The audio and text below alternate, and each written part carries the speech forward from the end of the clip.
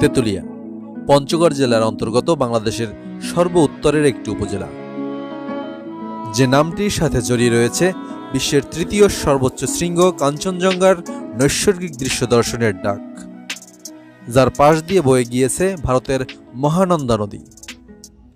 তবে ভ্রমণ পিপাসুদের কাছে বর্তমানে এই উপজেলার সবথেকে আকর্ষণীয় বিষয় হচ্ছে এখানকার সমতল ভূমির সেই অর্গানিক চা বাগান।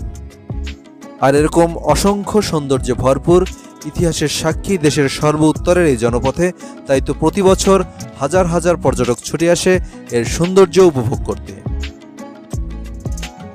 এখানেই রয়েছে ঐতিহাসিক তেতুলিয়া ডাক বাংলো, যেখানে একটি রাত অবস্থান করার জন্য ভ্রমণ পিপাসুরা অপেক্ষা করে বছরের পর বছর।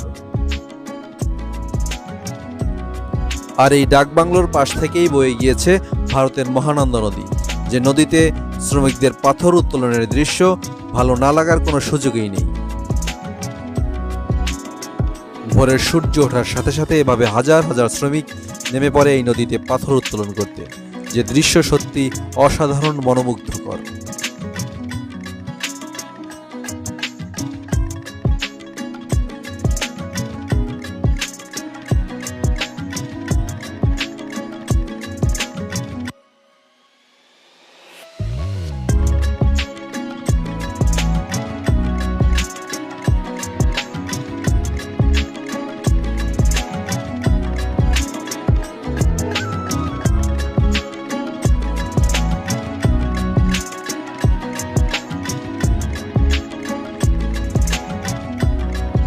আর এখানে যদি বছরের অক্টোবর নভেম্বর এই সময়টায় আসা যায়, তাহলে এখান থেকে এই পাথর উত্তোলনের সাথে সাথে আরও উপভোগ করা যাবে বিশ্বের তৃতীয় সর্বোচ্চ শৃঙ্গ কাঞ্চনজঙ্ঘার সেই নৈসর্গিক দৃশ্য।